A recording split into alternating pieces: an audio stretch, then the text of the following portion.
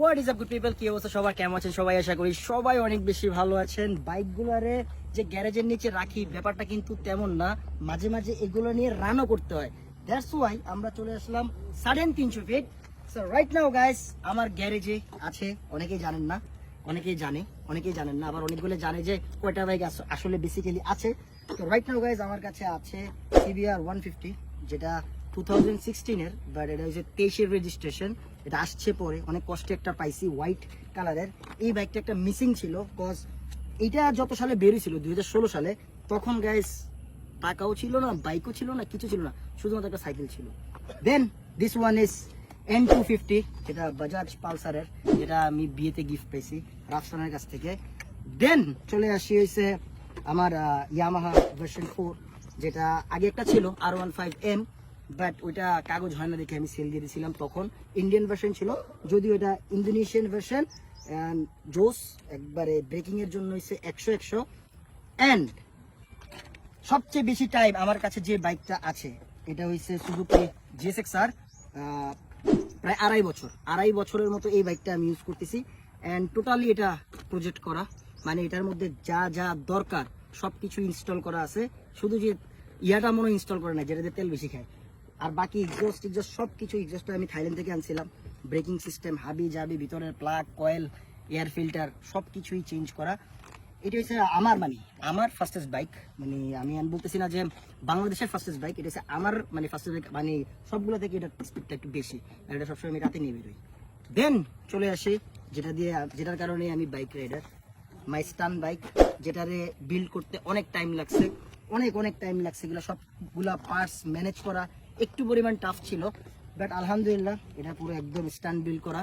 যা যা দরকার একটা স্ট্যান্ডার্ডের জন্য সব কিছু ইনস্টল করা। যদিও আগেরটার মধ্যে ইন্ডিকেটার ছিল না, তাও এগুলো এখন লাগাইছি। একটা জিনিস দেখাই, দিস ওয়ান সোয়াগ। প্রত্যেকটা জিনিস যে হাতে ধরে ধরে বানানো না, জিনিসটা হচ্ছে এইরকম। বাম্পার থেকে শুরু করে braking system, light set up, everything. So বর্তমানে গাইস আমার গ্যারেজে আমি এই 5টা বাইকের মালিক। তো আলহামদুলিল্লাহ ফর এভরিথিং। আর আরেকটা ব্যাপার যেটা, আর অনেকেই জিজ্ঞেস করবে হয়তো যে বাকি বাইকগুলা কই, আসলে আজকে বাকি বাইকগুলা বাইর করে নেই। যেমন মইনের কাছে একটা 4V আছে, হাসিবের কাছে একটা 4V আছে, আদিলের কাছে একটা 4V আছে, শারিয়ার মাহমুদের কাছে একটা 4V আছে, আরেকটা 4V ছিল আদনান রিফাতের কাছে, যেটা বেচ দুবাই গেছে না। সত্যি কথা হয়েছে এটা। তো রাইট নাও আমার সাথে আছে আদিল। তুমি আজকে কোনে চলে আসছো? আমি V4। হাউস ফিলিং কেমন লাগলো? পারফরম্যান্স অনেক সুন্দর লাগছে, ব্রেকিং জোস। শারিয়ার মাহমুদ তুমি কোনে চলে আসছো? স্টান বাইক অলওয়েজ ভাই, এটা স্টান বাইক। এটাতেই তুই এদিকে আস, পলাশ কেন তুই এদিকে? তুই কোনটা চলে আসছিস? N250। এটা অনেকদিন ধরে তুই চালাইতেছিস, কেমন লাগতেছে? ভালো। ভালো লাগতেছে? কোন পারফরমেন্স সবচেয়ে ভালো লাগতো? ব্রেকটা অনেক পাওয়ারফুল। আর আমি পার্সোনালি চালাই আসছি GSX-R, যেটা সুপার ফাস্ট, মাঝে মাঝে চালাই। এবার আমি ক্যামেরাটা ঘুরাই। তুই কোনটা চালাইছিস? কে? CBR। এটা কি লেজেন্ডারি এডিশন? তো এক একটা বাইক হচ্ছে এক এক রকম। আমি যখন কোনো কমফোর্ট রাইডে যাই, মনে করেন লং ট্যুরে, তখন CBR-টা ইউজ করি। এটা দিয়ে আপাতত এটা দিয়েও আমরা একটা ট্যুর মারবো ইনশাল্লাহ, হোপসো। এটা হচ্ছে মানে কারণ পুরো ব্রেকিং 100, সামনে বড় ডিস্ক লাগানো, ব্রেকিং এর জন্য অল ওকে। অনেকেই বলে এটা দিয়েও টান ওঠে, ওটা দিয়েও টান ওঠে, ফাইন, বাট আমার কাছে পার্সোনালি টান বেশি লাগে না। আর এটা হচ্ছে টানার জন্য, বাট ব্রেক একটু কম, বাট ওটার ব্রেকের দিকে 100 উল্টা সাসপেনশন, তো দ্যাটস ওয়াই। আর এটা হচ্ছে মনে করেন যে জেলা কাঁপানোর জন্য। এগুলো এক একটা হচ্ছে এক একভাবে রাখা হয়েছে। অ্যামেজিং ফিল, ভাল লাগে আমার এসব কিছু।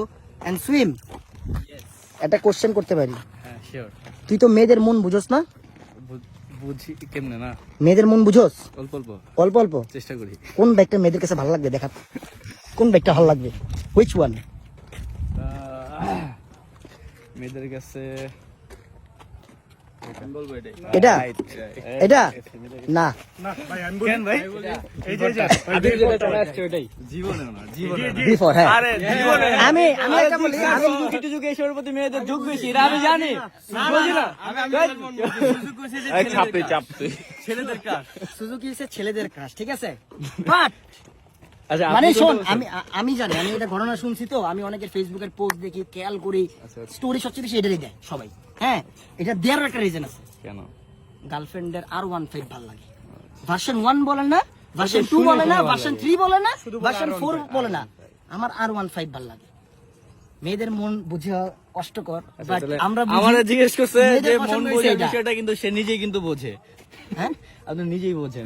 আমি তো মানুষের ফেসবুক ফলো আপ করে জিনিসটা বুঝতে আমি পারছি। ওইটা চিন্তা কিন্তু ভাই বসলে সুন্দর লাগবে কিন্তু ওটাতে। কিন্তু তোমাকে বসলে সুন্দর লাগবে কিন্তু এটাতে। আজকে থেকে তোমার ডিসিশন চেঞ্জ করো। আজকে থেকে তোমার ডিসিশনটা চেঞ্জ করো। আর যারা মনে করেন যে একটু হরণ তরণ করতে মন চায় না, দিস ওয়ান। পাগলা ঘোড়া।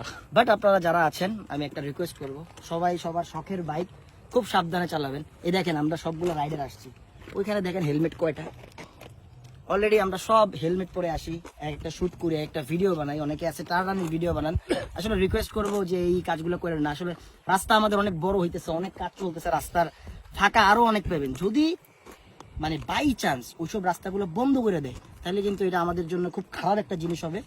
তো রিকোয়েস্ট এজ এ একটা বাইকার হিসেবে, আপনারা যখন বাইক চালাবেন কাইন্ডলি সাবধানতার সাথে বাইক চালাবেন।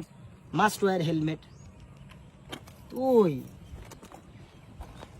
ওর হুন্ডাটা একটু ফেনিতে, দ্যাটস ওয়াই ওর হেলমেটও এখানে। আজকে ওর হেলমেট ম্যানেজ করা নিয়ে আমাদের একটু হ্যাসেল করা লাগছে, ওবির বাসা থেকে হেলমেট আনা লাগছে, দ্যাটস ওয়াই ওরে আমি আজকে মার্কিং করলাম।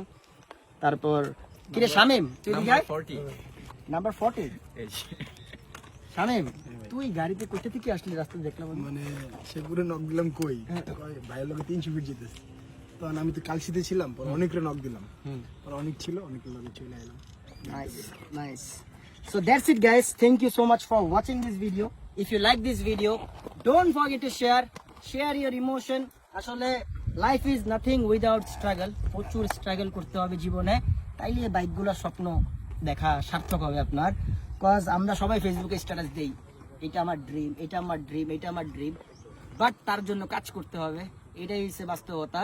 তো দ্যাটস ইট, এখান থেকে বিদায় নিচ্ছি। আল্লাহ হাফেজ, হ্যাভ ফান, পিস।